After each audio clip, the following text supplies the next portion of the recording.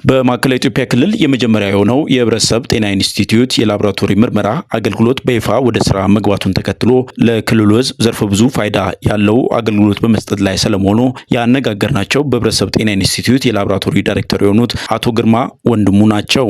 ይህም አገልግሎት በይፋ መጀመሩ ፋይዳው የጎላ ስለመሆኑ አክለው ተናግረዋል። ኮሌራን ብታነሳ፣ ኩፍኝን ብታነሳ፣ ሌሎች በወረርሽኝ መልክ የሚከሰቱ በሽታዎችን ብታነሳ ቶሎ ብሎ የላቦራቶሪ ውጤት መውጣት ያንን ኤፒዴሚክ ኮንትሮል ለማድረግ ትልቅ ድርሻ ነው ያለው።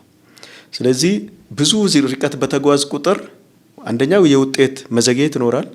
ሁለተኛው ናሙና በጉዞ ላይ ሊበላሽ ይችላል። ትክክለኛ ውጤት ላታወጣ ይችላል። የኮስት ወጪን ቀንሰናል። በትራንስፖርት ላይ ሊከሰት የሚችለው መጉላላት ናሙናው ጥራቱ አፌክት እንዳይጎዳ፣ ሶስተኛ ቶሎ ለኢንተርቬንሽን ውጤት እንድናወጣ በጣም የጎላ ሚና አለውና ለህብረተሰቡ በደንብ በቀረብን ቁጥር ብዙ የህብረተሰቡን የመልካም አስተዳደር ችግር እየፈታን እንደሆነ ላቦራቶሪ አገልግሎቱ ለህብረተሰቡ በምን ደረጃ አገልግሎት በመስጠት ላይ ስለመሆኑ በዝርዝር ያብራሩልን በህብረተሰብ ጤና ኢንስቲትዩት የላቦራቶሪ ባለሙያ የሆኑት አቶ ቢኒያም ታምራት ናቸው። በዚህ ማሽን አማካኝነት ወይ በዚህ ህክምና አማካኝነት ለማህበረሰቡ ጥሩ የሆነ የምርመራ አገልግሎት እያገኘ ይገኛል ማለት ማህበረሰቡ።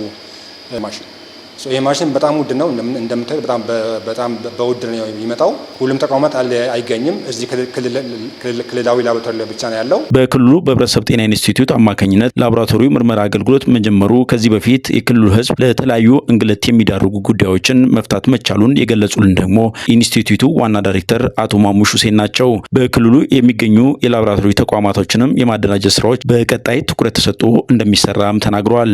ከወረርሽኝ ተልዕኮ አንጻር ክልሉ ላይ ያለው የህብረተሰብ ጤና ኢንስቲትዩት ከጤና ቢሮ ጋር በመተባበር ትልቁን ኃላፊነት ተወጥቷል ብለን ነው የምናስበው።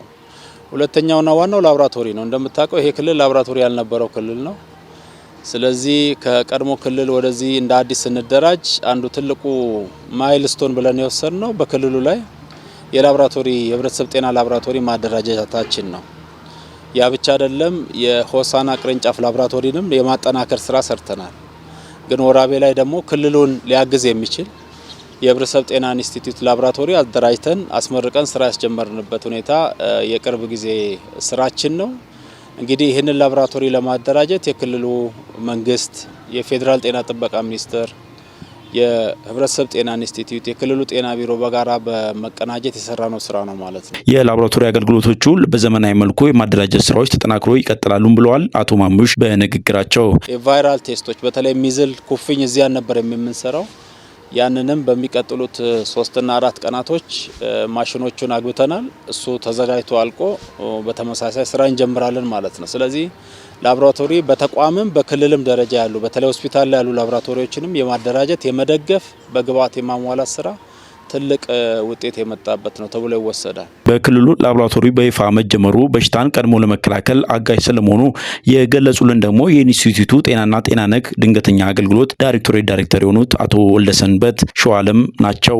በአጠቃላይ በበጀት ዓመቱ እንደ ክልል ምን ድንገተኛ የጤና አደጋዎች ሊከሰቱ ይችላሉ የሚል እንደመነሻ የምንሰራቸው ስራዎች አሉ።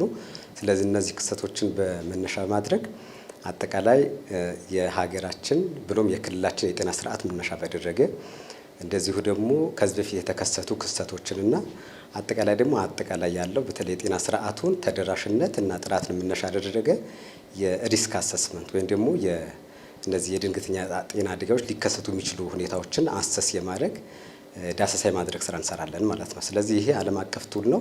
በዚህ ቱል መሰረት እንደ ሀገር እንደ ክልልም የለየናቸው በሽታዎች አሉ። በመጀመሪያ ደረጃ የለየነው የመጀመሪያው ወባ ነው፣ እንደ ክልል ይከሰታል ብለን የለየነው። ከዛ ውጪ የኮሌራ እንደዚሁ ወረርሽኝ ሊከሰት ይችላል ብለን ለይተናል። በሶስተኛ ደረጃ ደግሞ የኩፍኝ እንደዚሁ ሊከሰት ይችላል ብለን ለይተናል።